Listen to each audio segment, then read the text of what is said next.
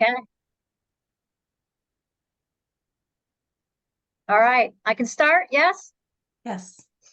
Okay, great. Thanks. So my name's Marlene Pratt. I'm the director for SUNY Press. I've been with SUNY Press for about 9 months now.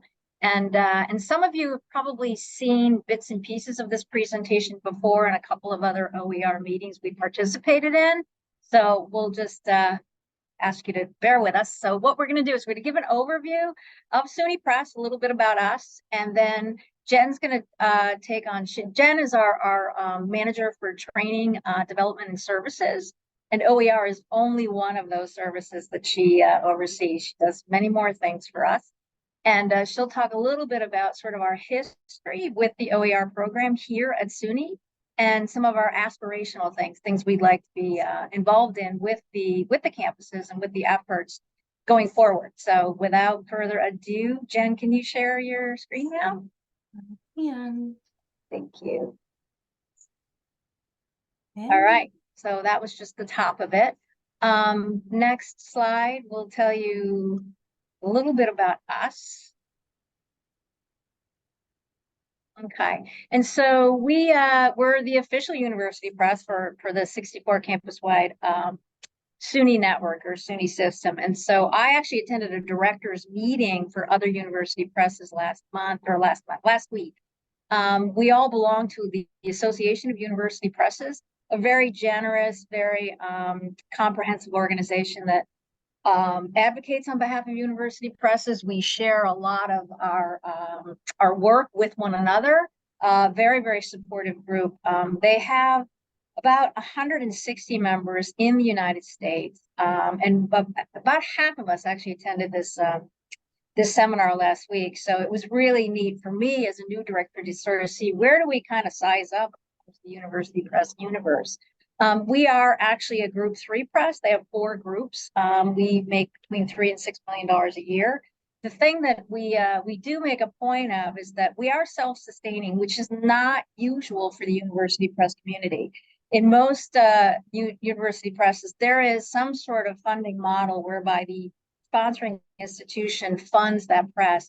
We are self-sustaining. We actually fund ourselves, which is both very, it can be a challenge, but it's also very interesting in that, we have a lot of latitude to do the work we choose to do on behalf of the system. So I like that chair, just for the record. But again, I found out that it is a bit unusual, excuse me. We have 7,000 titles in print. It's a big, big catalog. We focus primarily on humanities and social sciences. That is what most university presses do.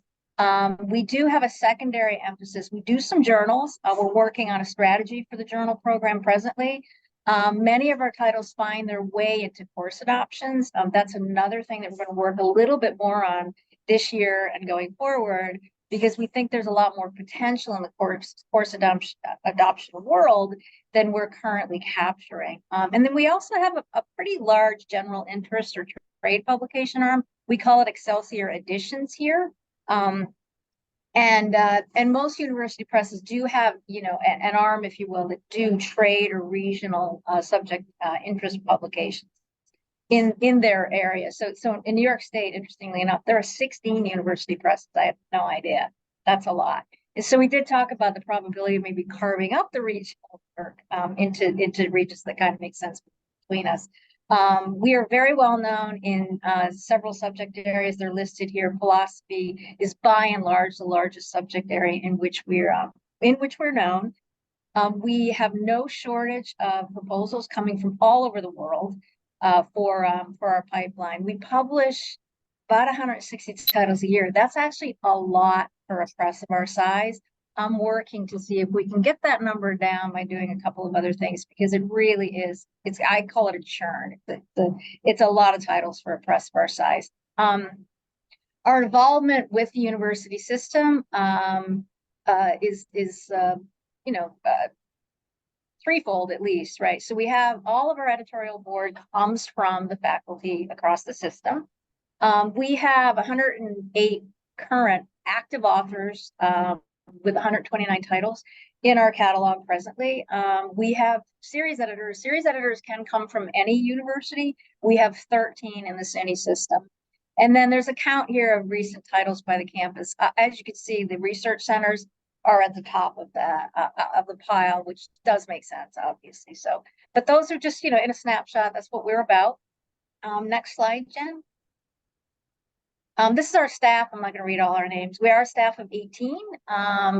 We have, like many university presses in the last several years, downsized a bit. And that's not an uncommon thing. But we're organized right now in what I consider to be a very sensible way to run the business of the press and to fulfill our mission objectives, which are actually on the next slide, Jen. So this is a mission statement. We are working to recraft this, but right now we basically feel that we exist to fulfill three separate functions. We have a core mission to advance research and scholarship. That is what university presses do. In sort of the current academic or economic or political environment, that is a fight for some of these university presses to get that research and scholarship. And sometimes, that research and scholarship in the humanities and social sciences does pose questions, and some of them are kind of tough. So we're working to make sure that research and scholarship, not just by SUNY authors, but by our other authors, gets out into the world in as accessible a way as possible. Our second reason for existence is to provide service to the SUNY system. And OER is part of that service. So we want the work being done at SUNY campuses to get out into the world. If we've got a SUNY author that wants to write on a subject that fits within our catalog, we want them to write with us. And even if they don't, we want to provide some sort of service or guidance to help them figure out, what do I do with this proposal? Where should it go? What are my next steps and such? So, we're working on some initiatives where we can provide that kind of help to the SUNY system, even if they don't publish with us. So that's number two. And then three, as I said earlier, is to remain self-sustaining. We do need to fund ourselves. So those are, not small pillars, if you will, of our mission. Right now, our objectives, which don't change from year to year greatly, we do need to drive revenue growth, as I've said. We do want to invest in the future. We would like to get larger again. We would like to, be able to go into some new subject areas, for instance, to do, more work with the titles we have. So, and then the second objective is to increase presence on and support to SUNY campuses. This is not small for us this year. We hired a new director of sales and marketing, Tanya Isa, and I know she's on the phone. And so part of her charge is to make sure the campuses are aware that we exist. I've done some traveling onto campuses. She and I are traveling this fall to a number of campuses, and we are finding that when we go see the comms departments, for instance, at those campuses, they actually don't even know the SUNY has a press, which is amazing to me. So we're working with system admins, marketing and comms functions. We're working on campuses to make sure that, yes, that we do exist and that we can help you in your objectives. Also working through the library system to get that presence and the word out of the work we do and of our presence. The third, and we are actually pretty far ahead of a lot of university presses when it comes to DEI. We're working to get our definition around it, right? How does this merge or match with SUNY overall's definitions around DEI?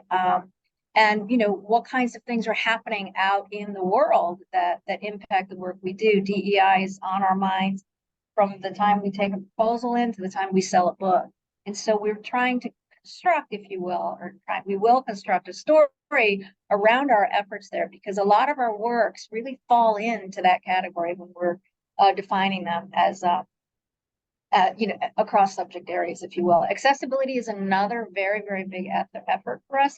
Jen is actually running the work on accessibility. So what are the requirements? What are the laws? What is the timing? What is, the minimum amount of accessibility functions or features that have to exist in a title to be able to not only sell it, but also for a reader who is, limited in terms of reading ability, how are they able to access that work? And that, again, not a small task at all. We found, though, that the work we're doing is really running ahead of a lot of the university presses. So don't mind being first or close to first in this effort. It's very interesting. It's very exciting. Jen, next.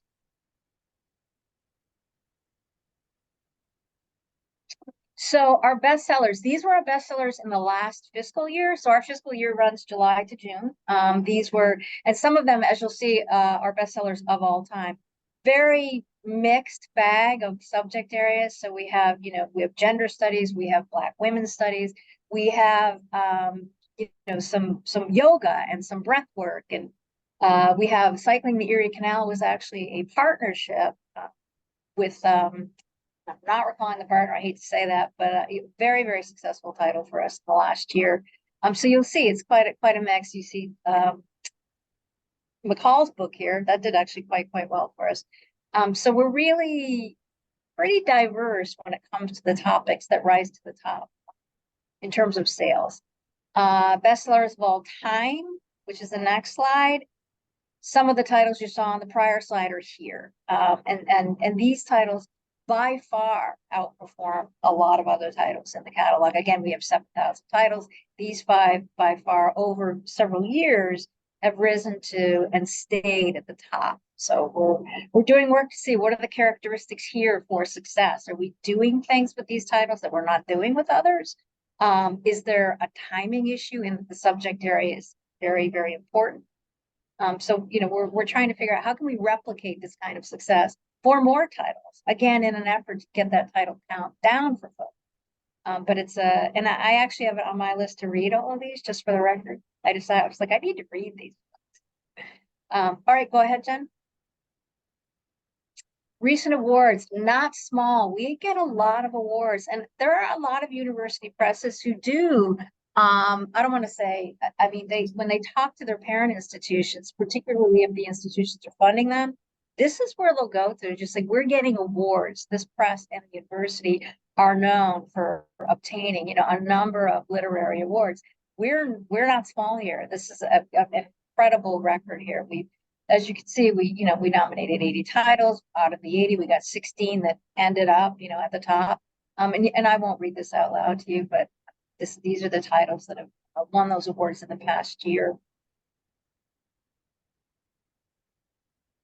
All right. Okay, good. So accomplishments and goals. So again, in the last year, we ran $3.2 million in sales.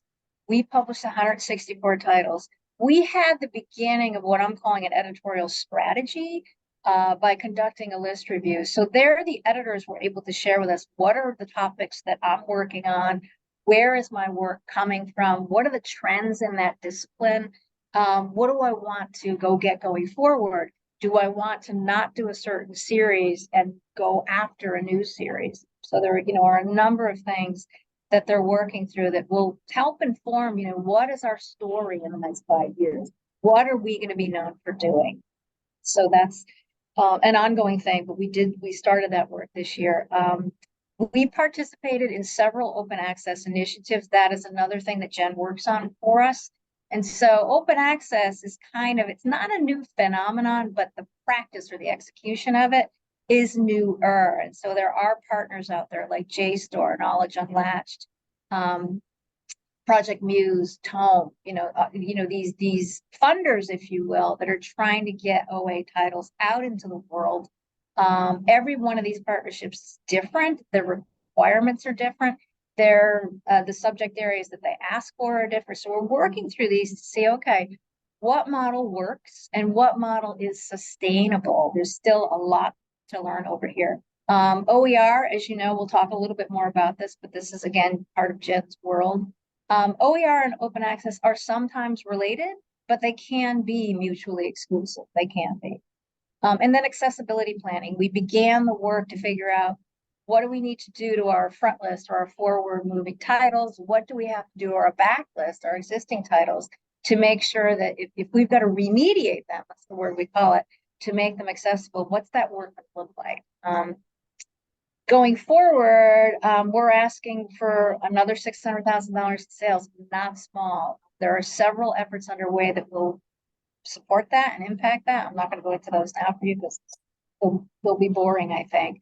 Backlist strategies. So we have a big backlist. We publish 164 titles. We've got another 6,800 titles that are now in the backlist. And so we're working on ways to position those to our readers so that they don't forget that they exist. A lot of publishers they'll market and sell their front lists, the new titles, but they kind of forget the backlist, and it goes away in a way. And so we want to make sure that our readers are looking at backlist titles, particularly when they relate to current front list titles, to tie them together a little bit more. DEI planning and positioning, again, as I said before, we have a story to tell, but we need to construct and to spread that story out to the rest of the whether it's the system, whether it's the university press world. We have work to do toward that. That editorial list review will inform a longer term strategic plan. I want to put a 2 to 5 year plan together by the end of this fiscal year, so that you understand as part of SUNY what we're up to, why we're here, and what we want to do. And then last but not least, sort of operational economies and efficiencies. And so we're always looking at ways, as a self-sustaining entity, to make sure that we're spending money in the right ways, right?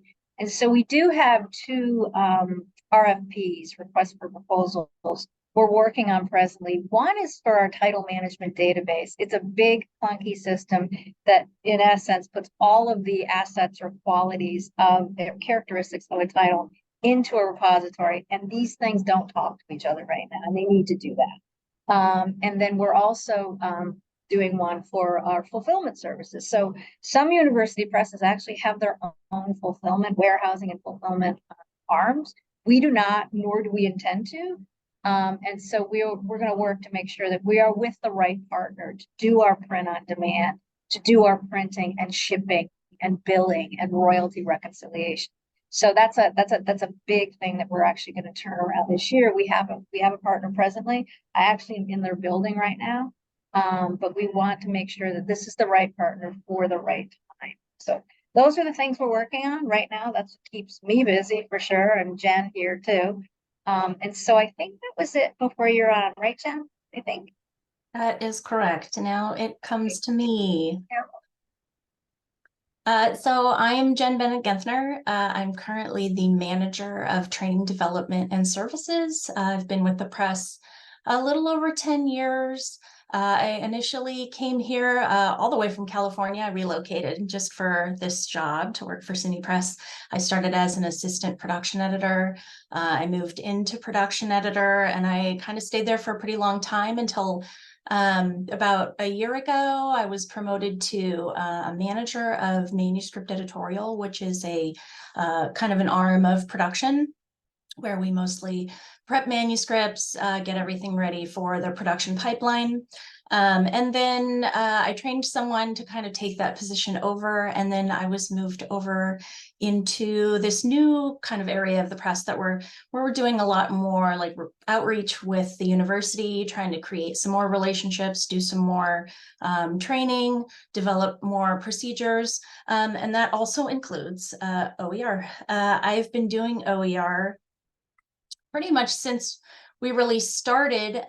We had gone into the pandemic in 2020, and we were all in lockdown, and that was kind of around the time where we met SUNY OER Services. We started our partnership kind of halfway through that year, and it ultimately introduced us to what SUNY OER Services was, what they had been doing, and how we could partner with them, which also resulted in an imprint that we created to support the 64 campuses with their OER. And I can talk a little bit more about that in a bit. What we really ultimately did in the very beginning was we adopted a lot of legacy titles that had already been under the auspices of OER services. And these titles mostly came from SUNY's print on demand catalog, titles that were just OER, free to share and use, but were being turned into a print product for courses that really wanted some kind of substantial printing of that OER coursework, so that they weren't just looking at it on the screen. So we did a lot of moving over of those titles over to our printer so that we could provide the printing services for those titles. And we host all of those titles right now exist on our website as possible purchases. We also tried to do some outreach to campuses and academics just to let them know, hey, we're doing some of this printing. You can reach out to us. We wanted to find out if there were any academics who had new courses that maybe they wanted to print that we could get involved with. We determined that a lot of roadblocks sort of came up in this very beginning partnership. And they're probably pretty obvious. One being budget. We really didn't have, it was one of those kind of scenarios where you're trying to do more with less. Our budget was, we had to reallocate some funds to try and get ourselves off the ground with doing some of the printing. Copyright ended up being a bit of a hiccup, especially in terms of content in new OER. The copyrights were sometimes not fleshed out. We didn't necessarily have the resources to determine what copyrights were okay and which ones weren't, which resulted in some new OER we wanted to take having to be removed from the program. Obviously, resources, we'd only worked with a few typesetters. We have one primary compositor who we've worked with for, over 20 years, but she has no experience with OER. She didn't know how OER could be converted. So we had to reach out to other companies, other vendors to find someone who would be capable of, helping us with the various types of OER that we were going to be working with. And then ultimately time was a bit of a roadblock, obviously. We ended up, each person from a different department kind of just culled their time, and we met to try to balance our schedules in order to work out how we could support SUNY OER services with the people that we had.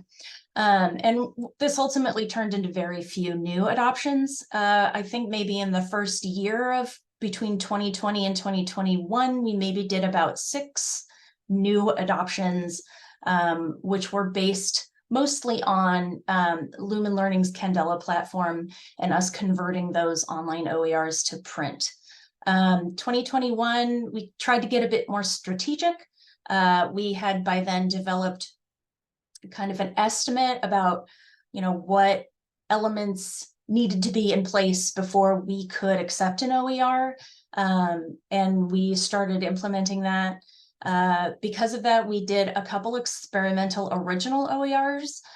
One was what I call the traditional route, and traditional just means it went through the regular procedures that an academic text would with us, where it went through production, it had a copy editor, it had review, they even got an index. And it went through the whole procedure, which can take about 12 months from beginning to end. So it's quite a bit more time. And that title came with a subvention, and it had its own bit of OA. So it has an open access component with a little bit of a restriction. We still sell individual copies, but there is some OA housed on a couple of repositories. And then we did 2 experimental OERs with 64 Inc., which is our imprint under the OER services program.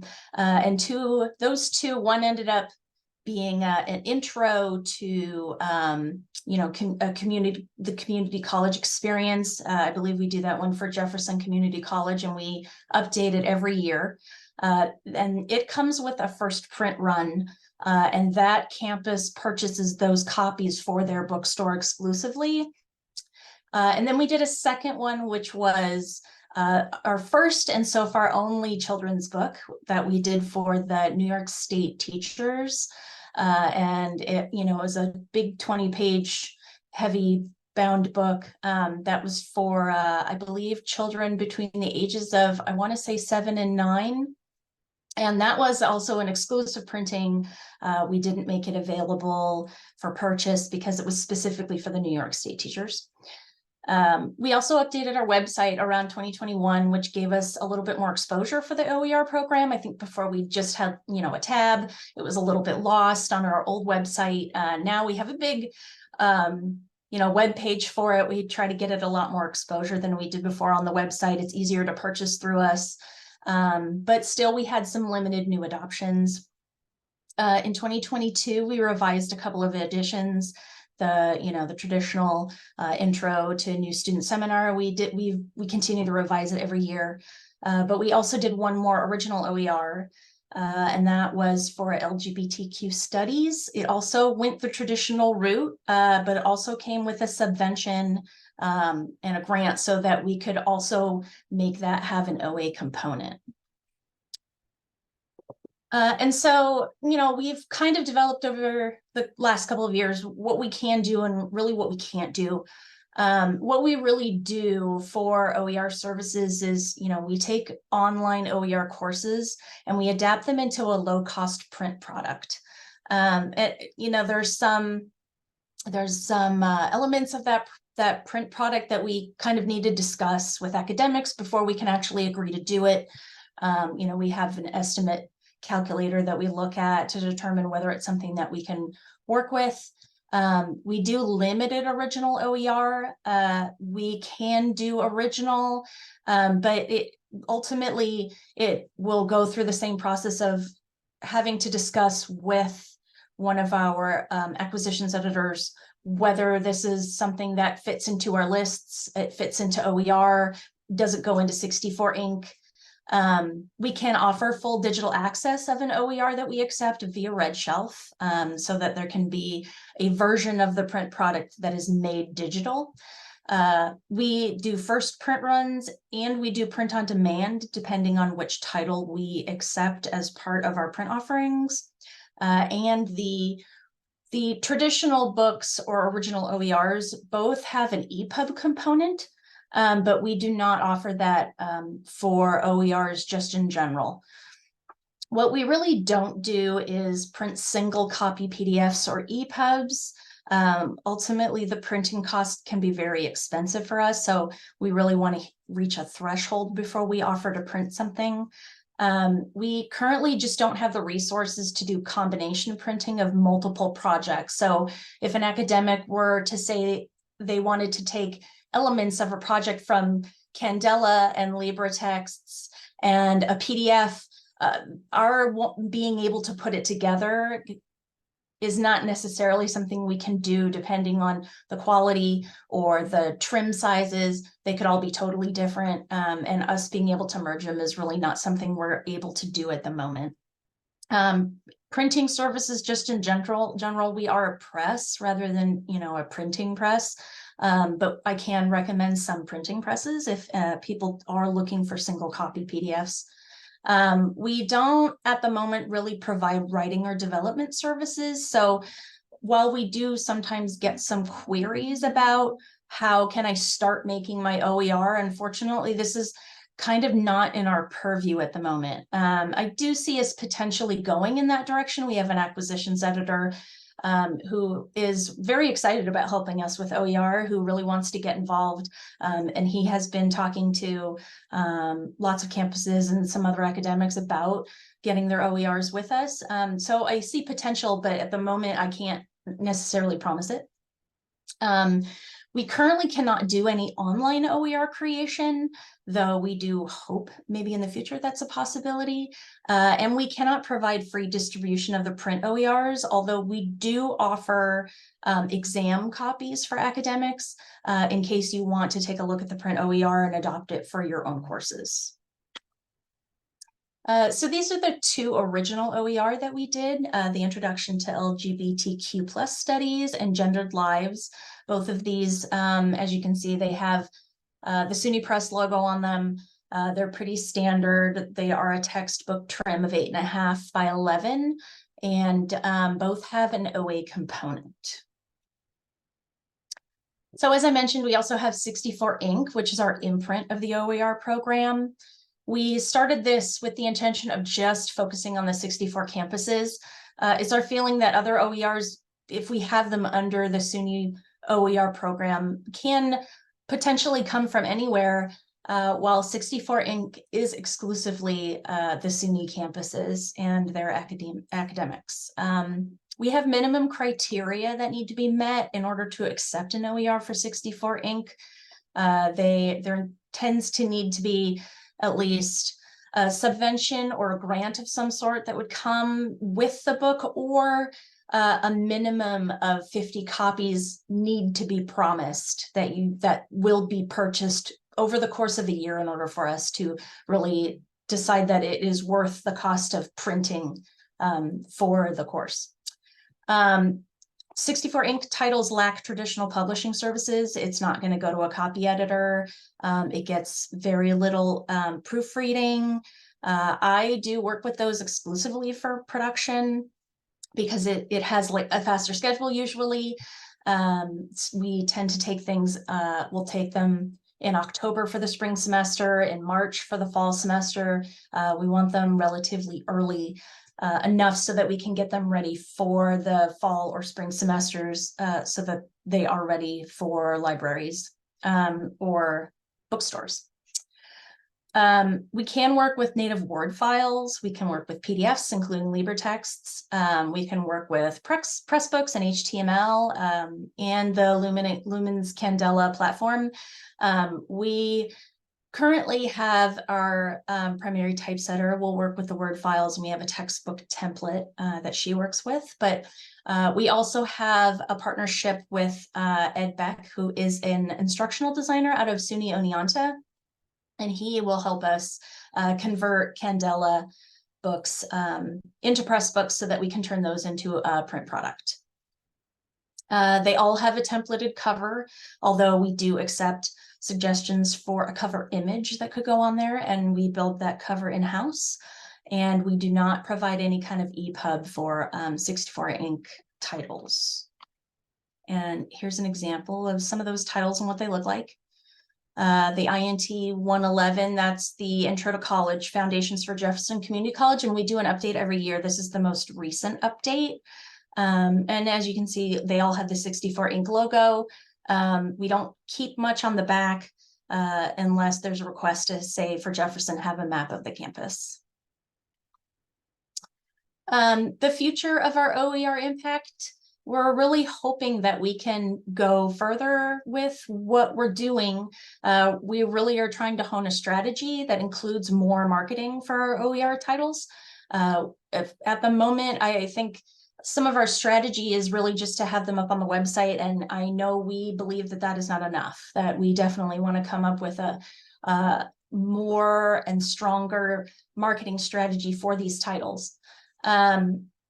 We want to develop more original OERs. We currently have, we are part of one of the SUNY Impact grants that was received by SUNY Oneonta, and we got to be part of that. We were written into that grant, and it's my understanding that that is part of the reason why they got some of that grant is because of the partnership with the press. And so we're hoping that we can develop more of those going forward, where we are part of some grants or, you know, even SUNY Impact grants, so that we can create more original OER. And we're doing some hybrid kind of experiments with that original OER, where we're going to provide more of our services, including some interaction with an acquisitions editor. So there's more guidance, and then they'll be using our copy editors, but they will be doing the designing, and then they're going to have an OA component. We want to advance the quality of our 64 Inc. titles, you know, mostly with being able to use some of our other services like copy editors. And we're in the process of researching digital first platforms. I know there's a lot of excitement, especially for me, about the possibilities of Manifold and Fulcrum and all the other online digital first platforms that are available. And the idea of being able to offer some original OER on these digital first platforms just seems very exciting. And that's something that we continue to look at and learn more about as we go, in the hope that we can implement that in the future. And in case you would like to get in touch with us, this is our contact information. And that is it. That's all I have.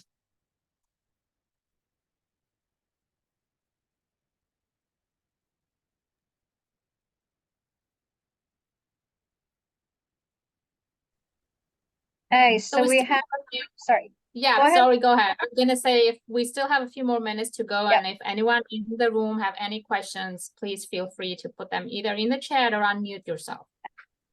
Cool.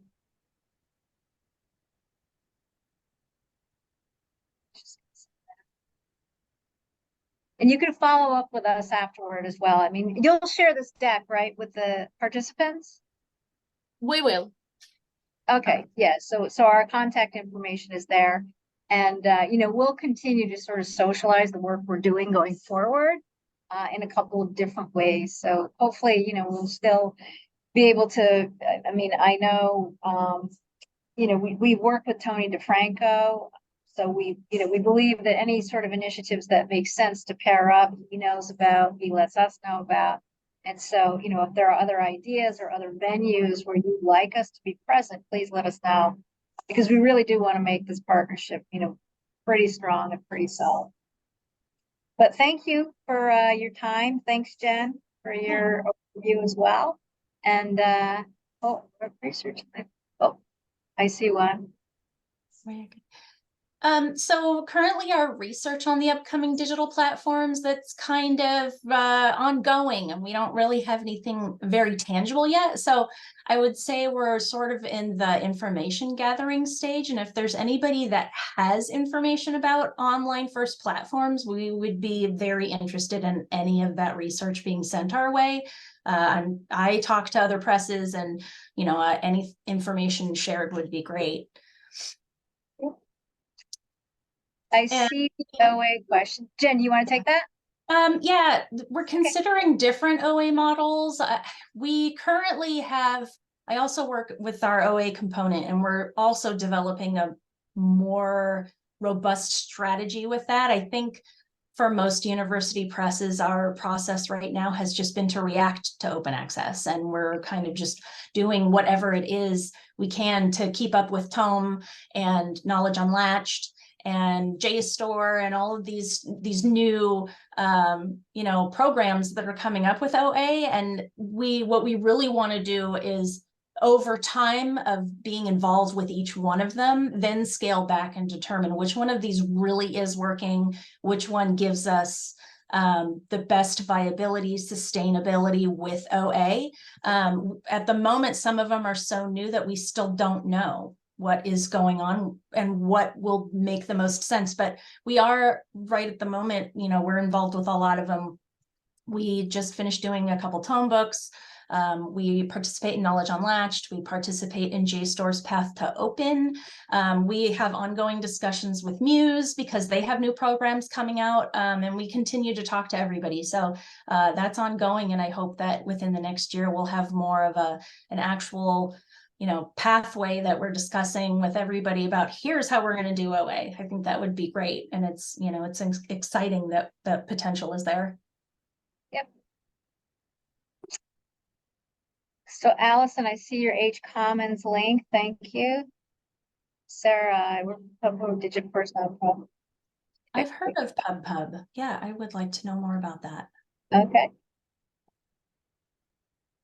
So Allison, I would say fire an email to Jen and myself. We can have a conversation.